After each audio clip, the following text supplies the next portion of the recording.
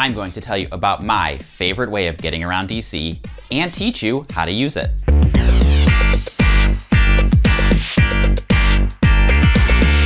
Hello, my name is Rob. I'm a tour guide and the founder of Trip Hacks DC Tours. On this channel, I share my best tips, tricks, and hacks for exploring Washington, DC. And over at triphacksdc.com, you'll find info about tours and more. While public transportation is by far the most popular way for visitors to get around in Washington, DC, I personally like to go by bike, specifically Capital Bikeshare. Now, I know that it's not for everybody. Obviously, you need to know how to ride a bike, and the system really isn't designed for kids. But if you're traveling solo or with teenagers or other adults, it could be a great way of getting around. In this video, I'm gonna walk you through what you need to know to use Capital Bikeshare in 2021 and beyond. And if you've watched my previous Capital Bikeshare videos and think you already know it, don't skip this one, because a lot has changed over the years. And speaking of change, make sure to subscribe to this channel that you don't miss any updates in case anything else ever changes in the future. With that said,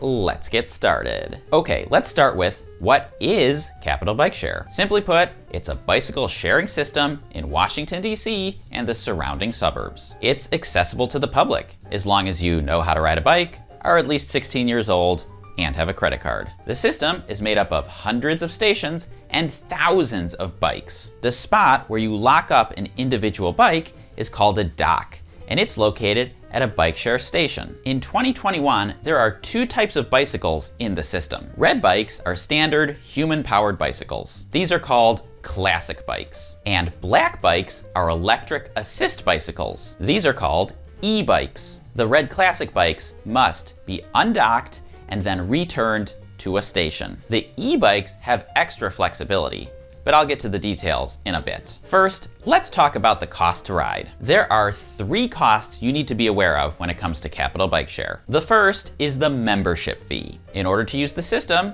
you first have to become a member. Think of this like the membership fee at Costco. Once you become a member of Costco, you're allowed to enter the store, but you still have to pay for any stuff that you want to buy. Now, the second cost is called the ride fee. If your ride is 30 minutes or less, there's actually no fee. Think of this like the free samples at Costco. But if your ride is 30 minutes or longer, it does cost. And the longer the ride, the higher the cost. I will put a link to the full fee schedule down in the description. Lastly, if you want to use one of the black e-bikes, there is an additional $1 per ride fee. Think of this like upgrading to the name brand on your Costco trip, rather than buying the store Kirkland brand. Now, let's talk about those memberships. Capital Bikeshare offers 1-day, 3-day, 30-day, and annual memberships. I am an annual member since I live here and use it year-round. But most visitors will probably find the 1-day and 3-day membership options the most convenient. You can also pay for just a single ride if you want. Now, let's circle back to those 2 types of bikes. The red classic bikes have to be picked up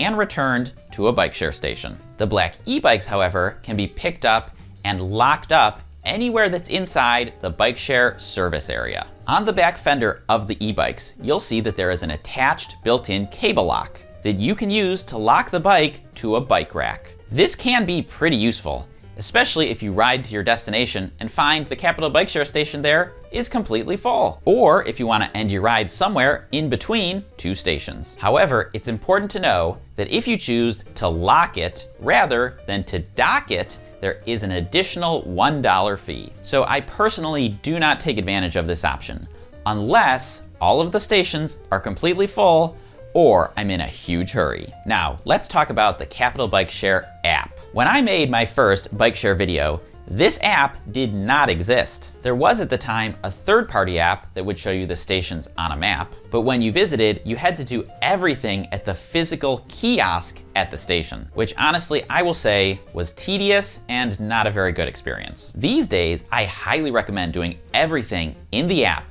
and not even bothering with those physical kiosks at all. The best advice I have for using the app is this. Before you leave your hotel for the day, get the app installed on your phone, get your account created and set up, your credit card details added, so that you don't have to fumble around trying to do all of this stuff while you're out in public. Once you're all set up on the app, you'll see it pulls up a map centered on your location. The app will show you both stations, which have this type of icon to denote them, and individual e-bikes, which have this type of icon to denote them. You'll also notice a lightning bolt next to any station that has an available e-bike in it. If you tap on a station, it will tell you how many e-bikes, how many classic bikes, and how many open docks are there. If you tap on an e-bike that's not in a station, it will tell you how many miles you can ride before it runs out of battery. Now, on the handlebars of every bike in the system, whether it's in a dock or on its own, is a QR code. In the app, tap the Scan to Unlock button, hold your phone's camera up to the QR code,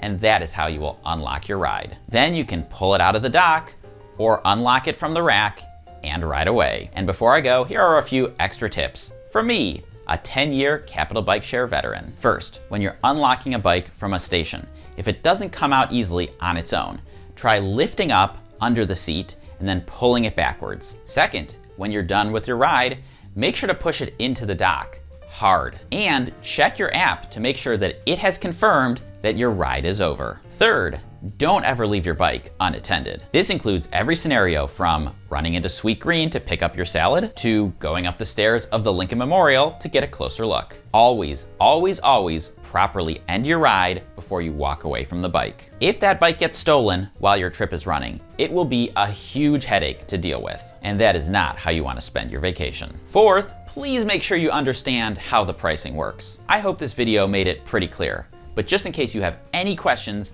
go back to the Capital Bikeshare website and look at the pricing page. Almost all of the complaints that I hear about Capital Bikeshare are from people who don't understand the pricing. Specifically, that rides longer than 30 minutes cost extra. And fifth, be smart and safe when you ride. Bikeshare bikes don't include helmets.